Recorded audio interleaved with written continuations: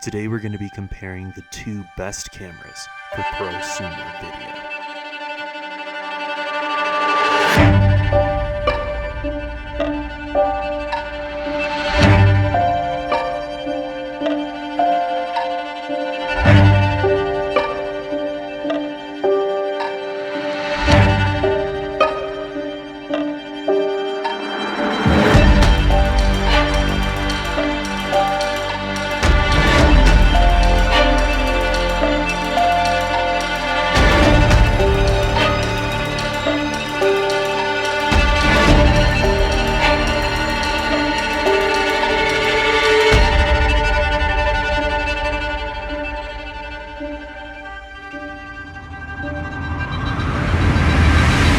Recently, I made a video called The Camera of the Future. In that video, I discussed how I think the Sony FX30 is a camera that is ahead of its time a little. I think that in the future, we're going to need cameras that are more video-centric in this prosumer market than still-centric. Going back to kind of the camera that invented the prosumer market, the Canon 6D and the Nikon D700 series, we have this, stills camera that has a full frame, generally speaking, full frame sensor, and, offers really great image quality, just kind of dumbed down in certain ways. Usually an area that was really dumbed down was the video specs. Well, with this camera here, that's been flipped on its head. This is a camera that's really all about video and has some phoned in stills specifications. While I do think that this camera is a great example of what I think the future is of cameras, I believe they're going to move more and more in this direction. I actually think that there is another camera that actually does what this camera is trying to do, but a little better, at least for 2023.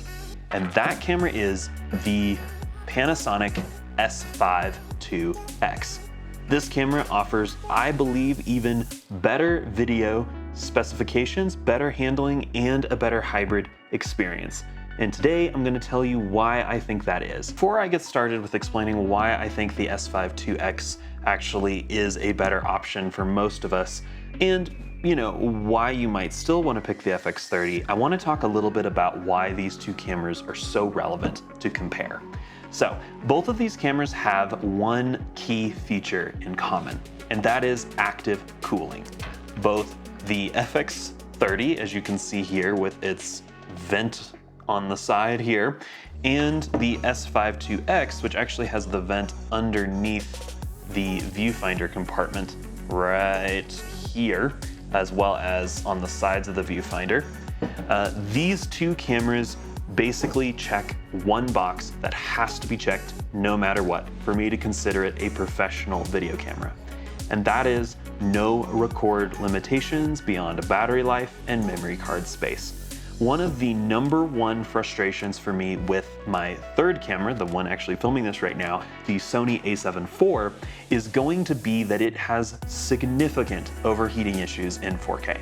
So in my mind, the Sony a7 IV really is exclusively a 1080p camera in those very high pressure situations. Because in my mind, I need to bet the budget of the gig I'm on that my camera will not stop rolling in the middle of an interview, in the middle of an event or ceremony, or in the middle of really anything. My camera cannot go down. This is the hallmark of a professional video camera. Beyond resolution, beyond fast frame rates, beyond any other spec you can think of, if you can't just hit record and predict that that camera will keep rolling for an hour, 2 hours, and be able to bet money on the fact that it will do that, it is not a professional camera. That is why the a7 IV, even though I use it for video all the time, in my mind really doesn't compete with these two for video as a general rule. Now, with that said, you can build a business with either of these cameras. You can shoot weddings with either of these cameras. You can shoot interviews. You can build a company with this. But why is it that I feel that the S5IIX is better? We're gonna start with handling. Now, this has actually been something that I have been trying to work through in my mind. I have really tried to like the FX30. I like the way it looks. I think it's probably one of the coolest looking cameras Sony's ever made. I love the tally lights. I love the idea of the built-in 3.5mm screws all over the camera. But for me and for many of you out there, this is the way you're going to use the camera most of the time, either in this format or with an external cage built onto it. And because of that, I think that we run into the simple issue that it's not designed well ergonomically to be used as a run and gun camera in the hand. The camera demands that you hold your thumb on the camera on the top like this, so you can manipulate the joystick. Once again, in theory, you can use the touchscreen for everything you'd use the joystick for, but keep in mind that my other hand is likely on the lens, zooming and focusing on the lens itself. So the fact that I might need to be able to use this joystick is huge. Here's my problem. This action of pulling my thumb from the front of the camera to the back of the camera is just impossible to do smoothly. And this issue is even exacerbated by the fact that a lot of the buttons I want to manipulate are actually further down on the camera. I literally have to basically completely separate my hand from the camera to manipulate the buttons on the back of it. And this is something that I think is just a dumb design concept. Now, you might say to yourself, well, you're gonna be using the top handle all of the time, so you don't really care. To be honest with you, I don't think the top handle would really solve this issue because you're still gonna have to use two hands to operate the camera. And what this means is very often I find myself wanting a third hand to be able to manipulate my camera and my lens and whatever else is going on around me. This issue is also added to by the fact that both two super important parts of the camera are hidden all the way on this side. Both the on-off switch is over here, one of my least favorite on-off switches I have ever used. It is mushy. I can't tell you how many times I've thought I've pushed it when I haven't actually gotten it shifted over. I despise this, actually. It's one of my least favorite parts about the camera. And then my mode button is over here as well. Once again, just to be able to change my camera's mode, I have to use two hands to do it because I have to hit the mode button with one hand and I have to manipulate the dial with the other to move through that. Why this camera does not just have a standard PASM dial like every other camera, I honestly don't really know. On the contrary, the S5IIX is designed impeccably. I love this thing. It has a good solid grip. It has access to 5 custom buttons with the front hand, right? So you've got your shutter button, dial, you've got these 3 buttons, this 4th button, and this 5th button in the grip. And I also have, just because of where the joystick is, I don't have to move my whole hand and camera to be able to access what's going on the back of the camera. This is huge because this just loses, if I'm trying to hold the camera like this and I'm shifting my hand back, it's going to shake the camera mid-shot. Whereas if my hand is already in position with my thumb on the joystick, I can access this super cool AF and AF/MF mode dial. This has AFC, AFA, and manual focus on it, which is super cool. You also have this mode selection button here, which is super awesome because you're able to pick between different zone focusing options, which is the click of a button. Then you have, of course, your AF on button, your other dial. Both of these dials are easier to get with gloves than the dials on the Sony, which maybe isn't a big deal for a lot of people, but it's a big deal to me. And then because your finger is already on the back of the camera like this, I have even easier access to subtly grab both the D-pad and this back dial, as well as this function menu button. Of course, these bottom two, you're always gonna have to let go of the camera largely to be able to hit those. It's a stretch, but simply put, you can operate more with this camera than you can with this camera in the field. And for that, I think that the the S5IIX just absolutely is the better camera in the hand. Next up, we need to talk about image quality. Now, the important difference between these two cameras is the sensor size. The S5IIX has a full frame sensor. You can see it here. Look at that big chunk of sensor there. Whereas your FX30 is going to have an APS-C size sensor. Now, to be honest with you, I don't think that this is a deal breaker. You shouldn't despise the FX30 just because it has an APS-C size sensor. But you do get inherent advantages from the larger sensor. Those inherent advantages are better low light, better dynamic range in low light, because each of those pixels are just straight up bigger than the pixels on the FX30. To be honest with you, the actual image coming off of this camera and this camera in good light is fairly similar, especially if you just shoot in 4K. They both shoot 4K, 422, 10-bit internally, both in an all-eye compression and a long GOP compression. But this camera brings you all the way up to 6.2K internal open gate and 5.9K and 16:9, whereas this camera maxes out at 4K. Now, this camera does have 4K up to 120 frames per second. However, that is an additional 1.5x crop on top of the crop already on the camera, meaning you're shooting with a 2x crop total. And by the time you get to that small of a sensor, the dynamic range, the noise performance of the 4K 120, in my mind, renders that feature essentially useless. It is noisy, it does not have the dynamic range, and after I put in all the work to denoise and resharpen the image to get a nice detailed image out of this, I may as well have just shot 1080, 120 frames per second on my A7 IV or on my S5IIX. You've been seeing a lot of examples as I've been talking about this of these two cameras, footage from the field. In the end, I give a hands down win to the S5IIX. Keep in mind though, if you are an FX30 user, or if you do pick the FX30, you can still get a brilliant image out of it. It's just when they're both in front of you, it's impossible to not see that the S5IIX is the more stellar option. So next up, I want to talk about ecosystem, and this is where the FX30 finds a leg to stand on.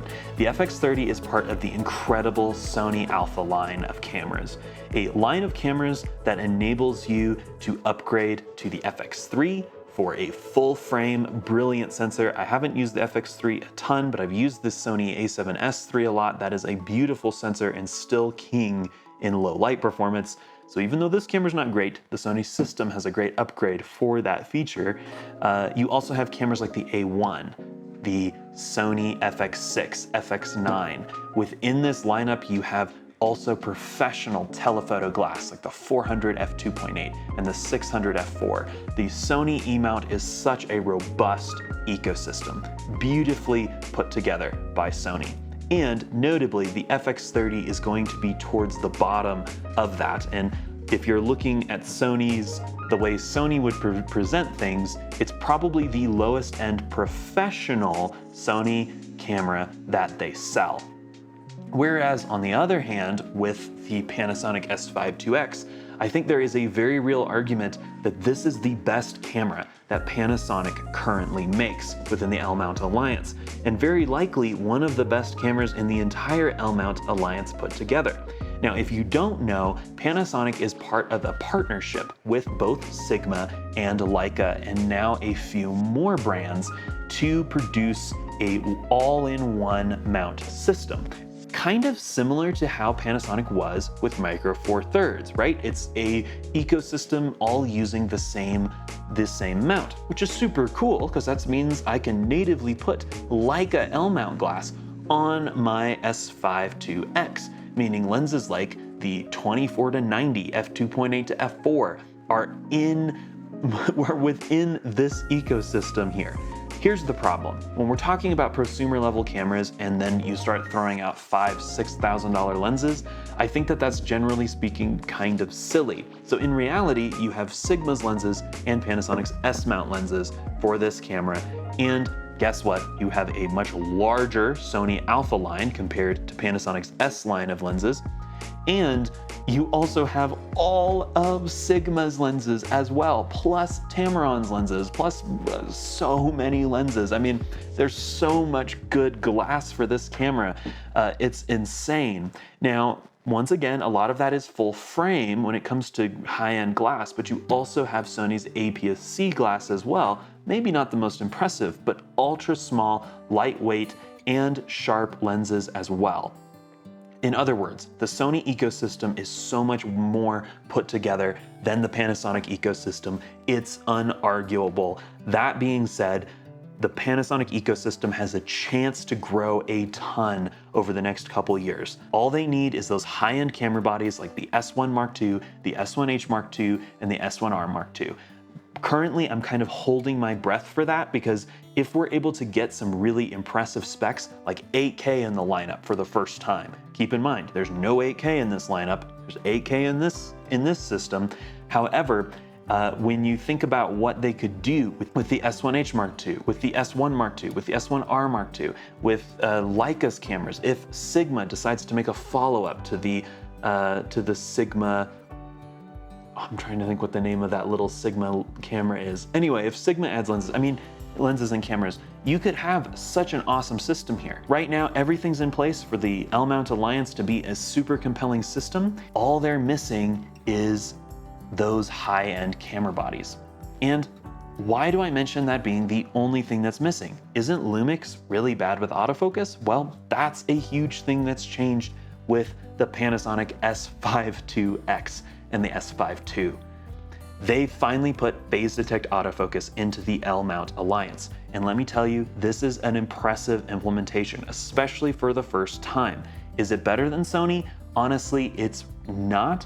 But for basic usage, I think it is really compelling as an option. I've used it a lot in professional settings already, and it's not done anything that I wouldn't expect my Sony to do. One of the big misconceptions I think about Sony and Canon's autofocus is it's rock solid and it never has issues. It really does. It still second guesses, finds faces where it's not supposed to be, and just has an issue. You need to be manipulating where it's focusing, you need to be manipulating the speed and sensitivity, and the mode it's in. In other words, you kind of need to treat autofocus like it's in a manual way in order to get the best out of either of these cameras. But for a skilled operator, you're going to get better results out of the FX30. I firmly believe that. The S5IIX is just a little harder to use. The subject tracking outside of face and eye detect is just not as good as what you have out of Sony. And for me in particular, that's a pretty big deal. So even though Panasonic has shown an impressive first iteration of autofocus, Sony still wins in this category. Finally, I want to talk about value. These are budget, entry-level prosumer cameras. Budget really does matter in this category. So this is actually one of the more complex parts of this because they kind of do this funny leapfrog thing where you can get these cameras essentially for anywhere from $1,800 up to $2,200 in both cases. But as a general rule, here's what I'm gonna say. The Panasonic is going to be the same or $200 more than what you're gonna get out of the FX30 within its lineup. So the FX30 without the XLR top handle is one of the best deals in the photo video world, at least on paper, but I think it even holds true in usability at $1,800. That's an insane price for a camera that is ready for professional sets. And for this Panasonic, you're gonna be looking at $2,000 even for the S5 II. Now, I can make a whole video about the S5 II versus the S5 IIX, but in the end, for most people, the S5 II has everything the S5 IIX has. There's just a few very specific minutia things that this camera has that the S5 II does not. And within that mindset, you can absolutely think of it as an $1,899 camera versus a $2,000 camera. However, if you get the top handle for the FX30, you end up with a camera that is $2,200. So now you've leapfrogged the S5 II and your S5 II is actually cheaper than what you're getting out of the FX30. And when you think about it, you're getting kind of a trade-off here where you get that professional audio, but what if you don't need professional audio? What if you're a YouTuber? What if you shoot events? What if you already have some sort of XLR modular you can use, right? There's a lot of situations where you don't need XLR or you already have that solved in a different way. And to be honest with you, $400 markup for that XLR handle probably doesn't make sense for a lot of beginners. Thus, the S5 II becomes a cheaper option than what you're gonna get the FX30 for. Then, if you add the X to the S5 II, what you're gonna end up with is the exact same price. They are identical in price at $2,200. Now, if you wanna add that XLR module that Panasonic sells, then you do go above what the FX30 offers. So it's that weird leapfrogging process.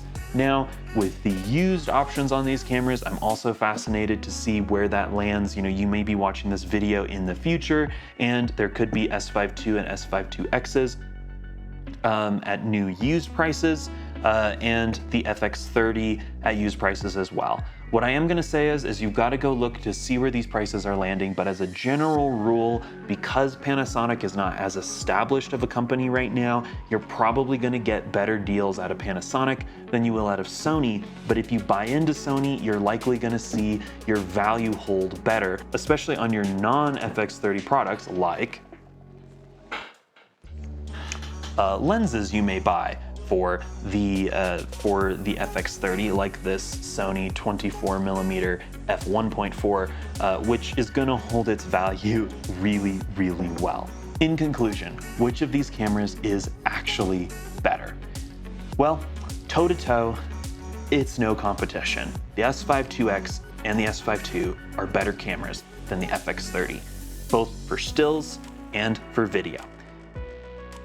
I think that's a somewhat of a bold statement, but I can tell you from using the cameras side by side, I have no desire to pick up the FX30 over the S5 IIX, besides the fact that I own way more awesome lenses for the FX30 than I do for the S5 IIX. So that is what I have for you today. My recommendation is the S5 IIX if you're looking for the best camera right now. If you're looking for a system to grow into, I think the Sony FX30 is a slightly better option. Thank you so much for watching this video. If you found it valuable, please hit that like button, hit subscribe, and I'll see you on the next adventure.